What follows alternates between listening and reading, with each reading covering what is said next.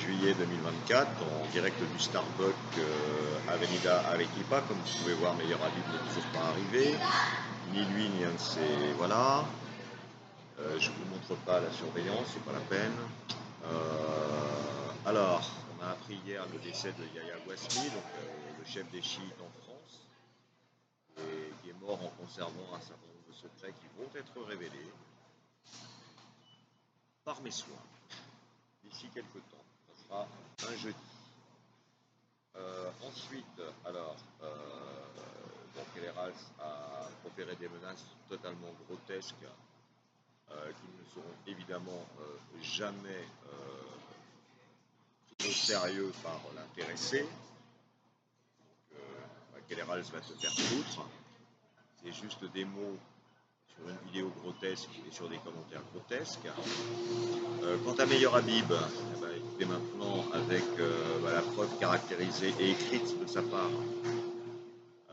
qu'il a pour projet de me faire enlever dans un pays étranger qui s'appelle le Pérou, dans un endroit public qui s'appelle le Starbucks, dont le directeur a pris les choses très au sérieux, qui est entré en contact avec la police locale. Je rappelle que les contacts avec la police locale, là je ne parle pas d'Interpol, il faut que ce soit pour être vraiment pris au sérieux, fait par des Péruviens, et notamment des Péruviens avec une situation sociale intéressante, ce qui est le cas de ce monsieur. Donc, évidemment, la chose a été prise en haut lieu, très au sérieux. Donc j'ai obtenu un papier qui va être transmis à d'autres autorités, puisqu'il s'agit là d'une tentative d'enlèvement à l'étranger. Ça porte un nom, ça s'appelle un fait de terrorisme. Ça tombe extrêmement bien. Monsieur Meilleur Habib a déjà été condamné avec sursis à 2 ans pour acte de terrorisme en France à la fin des années 80 dans le cadre de ses activités au Bétard, qui était un mouvement clairement terroriste.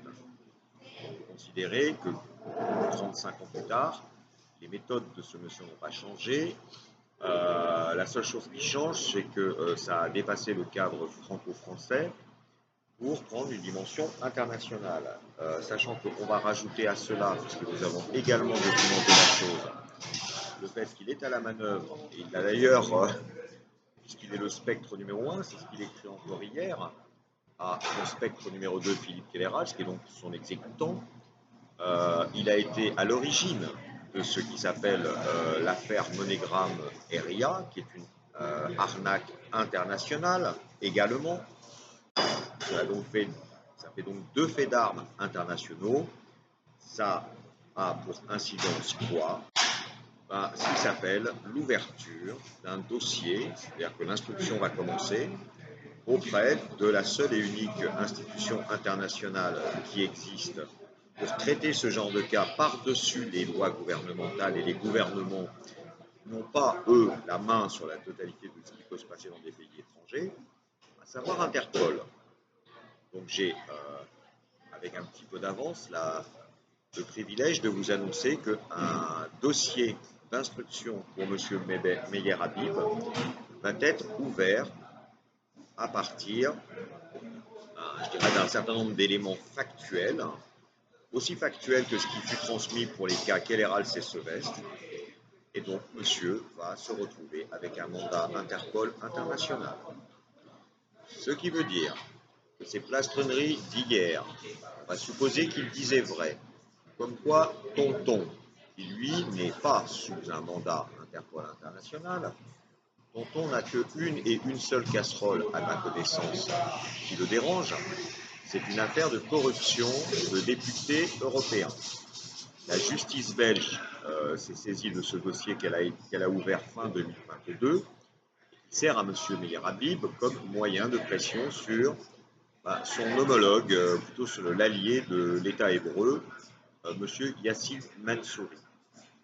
Maintenant que M. Habib et sa conception tout à fait particulière du droit international et des connaissances diplomatiques m'explique comment un monsieur tout à fait respectable qui, depuis le début de sa carrière, est inquiété et non pas condamné. Je rappelle que M. Mansouri, à l'heure actuelle, est toujours innocent. il y a juste une instruction qui a été ouverte contre lui, pourrait associer son destin à quelqu'un qui se retrouve bientôt sous un mandat international Interpol. Voilà, c'est une équation que je soumets au sens critique de ce monsieur Meyer Habib, qui, du coup, va perdre absolument tous ses appuis, que ce soit au Maroc ou en France. Il va sans dire que M. Emmanuel Macron en personne, ainsi que M. Alexis Kohler, qui actuellement le couvre, ne pourront plus associer leur destin politique à ce personnage. Ce que je dis pour M. Emmanuel Macron, M. Alexis Kohler et toute personne du gouvernement français vaut également pour son ami Meyer Habib. Nous sommes dans le cadre politique, M. Habib.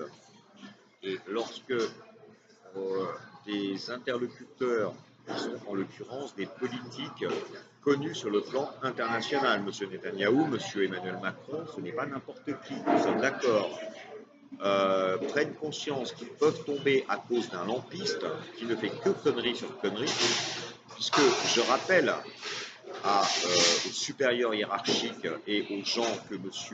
Habib pense encore manipuler, que l'alerte fut faite par mes soins en juin 2023 en disant « Monsieur Philippe Kellerhals, qui fut recruté par M. Meyer Habib, a foutu toutes les pièces sur la table pour démonter l'arnaque MoneyGram Aria. Les voici. » Et qu'a fait M. Habib plutôt que de lâcher, comme aurait fait quelqu'un d'intelligent, ce troufion de Kellerhals? Il a décidé de le soutenir et de vous mouiller tous à sa propre connerie. Donc moi je pose la question à ces messieurs qui sont quand même très haut placés. Vont-ils avoir à défendre encore un type qui peut tous les faire couler, qui s'appelle Meyer Habib, grâce à Philippe Kellerhals, qui est le grand responsable, Philippe Kellerhals, de tout ça. Alors, puisqu'il s'appelle Spectre 1 et Spectre 2, je vais les remettre dans la case ex aequo. Nous sommes d'accord que Philippe Kellerhals ne s'est pas auto-recruté. Il fut recruté par un tocard qui s'appelle Habib. Habib, je le rappelle, est un député de la République ultrasioniste qui vient du Beta, c'est-à-dire un mouvement terroriste qui fut déjà condamné et qui est un franco-israélien, donc il est dans un pays, Israël, qui est un des pays où on va trouver la concentration la plus spectaculaire de gens qui sont des super pointures en nouvelles technologies. Allez à Tel Aviv, regardez les startups dans les nouvelles technologies. Nous avons dans ce pays des compétences techniques exceptionnelles. Et que va faire ce nul de Meyer Habib? Recruter un vieux boomer, un pote à lui, un nazi, ultrationniste comme lui, qui vit dans un trou au Costa Rica, qui fait des petites arnaques avec des stages sectaires où il fait faire des virements sur le compte de son papa. Je rappelle que Terre Nouvelle et MoneyGram Aria, ces deux arnaques, c'est votre serviteur qui les a démontées. Elles n'existent plus, elles ne sont plus opérationnelles.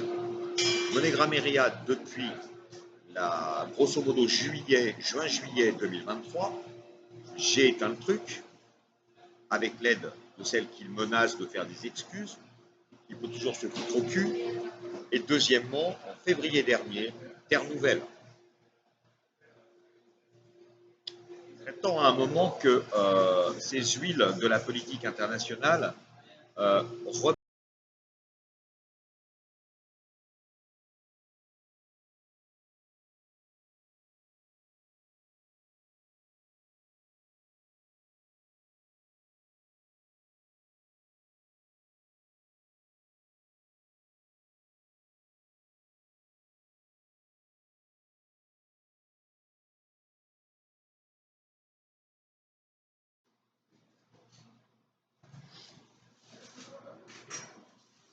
voilà, c'est une affaire de quelques mois, hein, on est d'accord.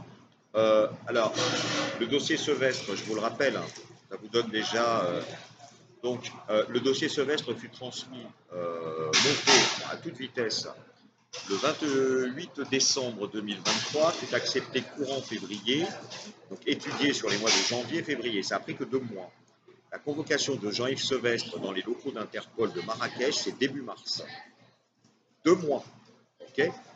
Nous sommes mi-février, vers la fin du mois de juillet. On va prendre 2 mois et demi. Ok.